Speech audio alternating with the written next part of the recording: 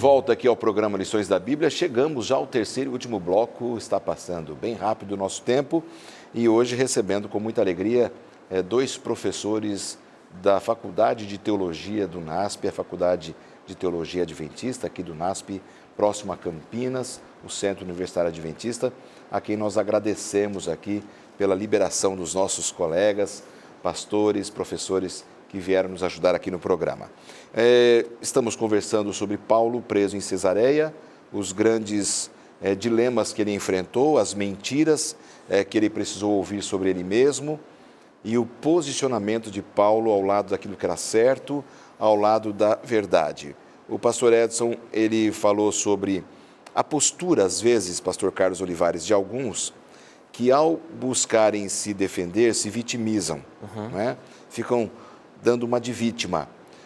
Paulo, pelo jeito assim, ele tinha um espírito tão reto que ele não ficou dando uma de vítima, ele apenas colocou claramente o pensamento deles e aquilo que ele creu no passado e cria hoje. Esta impressão que eu tenho da vida de Paulo está correta? Correta. É importante para nós lembrar que na cultura greco-romana, não? E também alguns grupos judaicos, a questão da imortalidade da alma, que o homem quando morre, ou a mulher quando morre, vai para algum lugar, etc., era muito importante. E o pastor Edson, no bloco anterior, ele mencionou alguma coisa assim, que Paulo vai falar disso, a imortalidade da alma. Ele vai falar da ressurreição dos mortos, que essa é a esperança. É dizer que a esperança não está nessa vida ulterior, quando a gente morre, sino num juízo. Então, isso atingia fortemente as crenças deles. Não só uma crença que estava presente no passado, que ainda continua agora. Mas, para mim, o que é interessante disso? Que ainda Paulo poderia ser gentil, ok? Mas no momento que ele tinha que falar, ele falava. E a ironia, para mim, é esta, porque a Bíblia está cheia de ironias, não? E uma delas é que quando ele está diante de Félix, diante de Agripa, Agripa vai entrar e Lucas, assim, ironicamente, ele vai dizer, entrou Agripa com Berenice. E Berenice e os dois, todo mundo ficou assim pensando, com essa pompa, assim, não? Então, eles estavam errados. Por quê? Porque Agripa era neto de Herodes o Grande, era filho de outro Agripa, e Berenice era a irmã dele. E a fofoca daquele tempo dizia que Berenice era amante de Agripa, que era amante do irmão. Na verdade, que eles estavam em uma relação incestuosa. Então, o juiz era o culpável. E quem estava sendo julgado era o inocente. Mas Paulo nem falou disso. E ele fala, oh, rei Agripa. Paulo deveria saber das fofocas. Ele sabia as fofocas e Lucas parece que ele também tentou entrar nessa fofoca. Então a ironia está ali, que muitas vezes nós vamos ser somos julgados por pessoas que na verdade merecem ser julgadas. Por Deus, né? Por Deus. Então nossa percepção muitas vezes é muito humana. A percepção de Paulo era diferente. Ele pensou, olha, agora não tem jeito de falar disso, vou falar disso. E agora ele começa a falar da conversão dele. Isso é interessante. Começa a falar, olha, minha conversão foi assim. Para quê? Para tentar chegar ao coração da pessoa em questões que ele já conhecia e que Berenice também conhecia. Então, essa ironia para mim é fantástica. Me perdoem que estou dizendo que é uma ironia fantástica. Claro. É pensar, olha... Mas Paulo, então, reagiu desse jeito. Ele poderia ter feito isso, ele não fez. Por quê? Porque a questão é que ele olhava além do problema. O foco não estava aqui no presente. O foco estava além dele. Perfeito, excelente. Essa é uma visão interessante e, mais uma vez, aplicando para os dias de hoje, a gente tem que ter esse mesmo direcionamento, na minha visão. Porque para a gente não se perder, especialmente nos últimos dias da história desse mundo de pecado, né? A temporada passada nós estudamos sobre o tempo do fim. E a gente percebe que as estratégias do nosso inimigo, elas não mudam. Desde sempre, desse mundo de pecado, Satanás ele vai criando problemas para que aqueles que amam a Deus se percam pelo caminho. E acho que esse é um ponto que a gente tem que pensar para a gente não ser envolvido por esses enganos de Satanás, né, pastor Edson? Sim, a ironia, né, eu acho que está muito nesse verso aqui, no capítulo 6, verso 3, né? Eu sei que és versado em todos os costumes dos judeus, né? Eu sei que você sabe o que você devia saber. Pois é. Então essa acho que é a grande, vamos dizer assim, a leve estocadinha que ele dá no Agripa, né? Sabia, mas não praticava. Você sabe, mas você não pratica. Mas isso que você falou, pastor Lanz, é fundamental, né? Na comunidade, nas comunidades que a gente vive, principalmente as comunidades religiosas, né? Claro. Paulo não usa a falácia que a gente chama falácia ad hominem, né? A falácia de ataque ao homem. Ele não usa a falácia da vitimização também. Ele não faz nenhum tipo de apelação na hora de falar. E ele traz, eu acho que essa é eu também poderia ver isso com uma outra ironia, ele traz à baila uma discussão que Agripa sabia que era uma discussão antiquíssima dentro dos judeus, que é a questão da ressurreição. Como você mencionou, né, pastor Carlos, você tem um grupo, né, maiormente os saduceus, que criam na imortalidade, como os gregos, mais ou menos, né? Não igual, mas mais ou menos. E você tem os fariseus que acreditavam piamente na ressurreição dos mortos, né? Maiormente também. E Paulo, então, se posiciona numa questão basicamente dizendo assim, olha, toda a questão que a gente está discutindo aqui, né, o principal da discussão são mentiras que vocês colocaram, políticas. Eu estou narrando a minha conversão para vocês, porque no pano de fundo religioso, não há do que me acusar. E você sabe disso. Se você conhece a história dos judeus, não tem motivo de acusação. Mas ele não se defende atacando, ele se defende testemunhando. E muitas vezes em situações vamos dizer assim, de perigo real e iminente, né? A nossa tendência como apologetas, muitas vezes, é o ataque. Quando a gente se sente acuado, né? Às vezes a gente fica como... até a próxima lição, né? A gente se sente como uma cobra, né? Acuado a gente morde. E Paulo aqui ele não morde. Paulo aqui ele simplesmente conta a história dele. Eu podia argumentar teologicamente com você, Agripa, bastante, porque você conhece os costumes judaicos, mas eu não vou fazer isso, eu vou contar a minha história. Interessante que após essa defesa dele, contando a sua história, sua conversão, suas convicções, que ele estava falando para alguém que entendia do povo judeu, né, ali.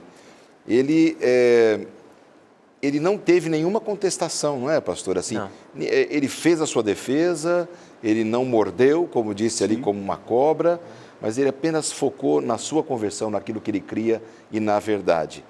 E a mim me parece, pelo relato bíblico, que os líderes ali, tanto romanos quanto judaicos, ficavam assim meio que se entreolhando. E agora? O que a gente fala para ele, né? O que a gente vai dizer aqui para Festo ou para Agripa? Ficou um clima meio como uma pergunta. O que vai ser a partir de agora, diante dessa nova defesa que ele faz? A cada defesa, me parece que ele acrescentava algo interessante, que ia prendendo aqueles homens nos seus próprios argumentos, né? E escuta, quando a gente tem que pensar nisso, quem poderia ter pregado para essas pessoas? Não é chegar lá e falar assim, olha, eu vou bater na porta de Agripa, de Festo. Entregar um folheto para ele. Entregar um folheto para ele. Tinha que ter um momento para falar. Deus usou esse momento com Paulo. E a verdade, tinha que ter uma pessoa que falasse a verdade, que falasse o correto, que pregasse para eles através dos testemunhos, tudo. Mas precisava que alguém fizesse isso. E Paulo foi a pessoa que foi escolhida para fazer isso. É dizer que quando ele estava diante deles, é como ir para o presidente da nação, para um deputado, para um senador. Você pode falar tanta coisa. Você me tem que ajudar aqui para a igreja, tenho esse problema com meu filho. Não. Ele falou àqueles que ninguém podia falar para eles, diretamente. Ele falou da ressurreição do Jesus ressuscitado, do Jesus que ele chamou ele. No livro de Atos, tem 3 relatos que falam da conversão de Saulo. E tem 3 audiências. Isso é interessante. A primeira audiência, no capítulo 9, é o leitor. Você está lendo a história e aparece a história do chamado de Paulo. Depois tem outra que é perante o Sinédrio. ele vai, perdão, diante dos judeus, ele vai falar, olha, isso é o que aconteceu comigo. De agora, a audiência é uma audiência diferente. E ele vai se adaptar para chegar ao coração das pessoas. E o que vai fazer é tão forte que vai chegar um momento que eles vão dizer, olha, você me quer persuadir em tão pouco tempo? Você me quer... Ele entendeu que Paulo estava atuando não tanto como um teólogo, sino como um pastor. Eu acho que isso é essencial, acho que na maneira como a gente lida com as questões religiosas, né? Muitas vezes a gente tem um afã muito grande de provar que nós temos a verdade, ou que nós sabemos a verdade, e é tudo passa por um aspecto cognitivo, né? Como se as pessoas fossem ser convencidas pelas coisas de uma maneira cognitiva, quando muitas vezes as pessoas são convencidas pelo relacionamento, mas principalmente pela minha história. Então, a minha história é o essencial. O que eu vivo é o essencial, porque o que eu vivo fala muito mais do que o que eu penso, do que o que eu argumento. E muitas vezes a escola de apologética, a grande falha dela talvez, né, dessa defesa da fé, seja exatamente em que a vida não é mostrada. Porque quando Paulo mostra a vida, como é que os acusadores dele ficam? Bom, pois não há nada contra esse homem. Porque a gente às vezes se esconde atrás dos nossos argumentos. Exatamente. Mas quando a gente se esconde atrás da vida... Quando a nossa vida é desvelada, quando a nossa vida é mostrada na frente das pessoas, fala assim, não, eu vou contar uma história para vocês. A história marca mais, a história mexe mais com as pessoas, porque é uma verdade que não pode ser discutida. Ele apareceu para mim, eu vi, ele fez isso por mim, eu creio. Eu queria acrescentar algo. Queria acrescentar uma coisa. Todo mundo ama a carta aos Romanos, a carta aos Gálatas. Paulo já tinha escrito essas cartas quando isso aconteceu. Então, Paulo era um teólogo. Eu gosto muito de 1 de Coríntios. Tem muita coisa ali cheia de questões importantes para a igreja, para a comunidade de fora e de dentro. Então, Paulo era um teólogo, mas nesse momento específico, ele adaptou a mensagem. É verdade, tem teologia, mas tem teologia que está pensada num contexto específico, que era este Agripa e este Festo. Dizer, olha, eu vou contar uma verdade, essa verdade vai ser minha vida. Eu vou fechar esta história, porque aqui Paulo nunca mais vai falar da história dele. Aqui fecha tudo isso, depois já ele vai para Roma e depois ele fica em Roma. Então, aqui ele fecha isso. Lucas fecha a história, ele fecha as palavras de Paulo com o testemunho dele. Esta é a minha história. Isto me mudou. Eu perseguia, eu não sou mais. Era uma pessoa doida, não sou mais. Sim. Mas eu fui mudado por essa pessoa, que é Cristo. Que maravilha. Gente, isso mostra que realmente o nosso testemunho diante daqueles que não creem, quando o nosso testemunho está escondido em Jesus e na verdade de Jesus, ele se torna a maior arma, a maior ferramenta que a gente possa usar para levar uma pessoa a se convencer de que Jesus é o Senhor e Salvador, né? Eu tenho 1 minuto e meio para terminar o programa. E eu pergunto, vocês querem fazer algum apontamento importante dentro do tema dessa semana para a gente poder fechar? Obrigado. Eu pensaria que o resumo é que temos uma pessoa aqui que poderia ter falado muitas coisas, mas ele falou o que tinha que falar. E o que tinha que falar era falar de Jesus, falar de Deus, falar da verdade. Ele podia ter se vitimizado, feito tanta coisa, começar a chorar. Ele não vou falar disso, vou falar da verdade. Eu acho que esse ensino é importante para nós. Amém, né? Que Deus nos ajude a seguir esse exemplo do apóstolo Paulo, né, pastor Edson? É verdade. Que esse exemplo possa nos motivar a buscar realmente as coisas pela motivação certa, né? E isso pode ser uma grande lição para você que nos assiste e vem já ao longo dessas últimas semanas acompanhando o estudo do livro de Atos dos Apóstolos. Que Deus nos dê essa sabedoria, nos dê essa graça de podermos fazer o nosso melhor pelo Evangelho do Senhor Jesus. A semana que vem, os nossos amigos retornam aqui. E aí a gente vai conversar um pouco sobre esta chegada de Paulo essa viagem rumo a Roma. Tem muita coisa, né, para acontecer ainda nesse trecho, nessa viagem.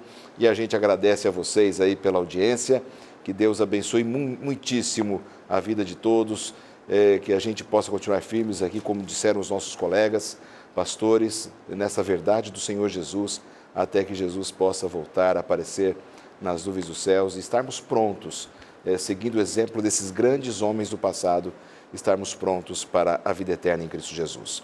Deus abençoe você. A gente se encontra aqui no programa Lições da Bíblia na próxima semana. Um forte abraço. Até lá.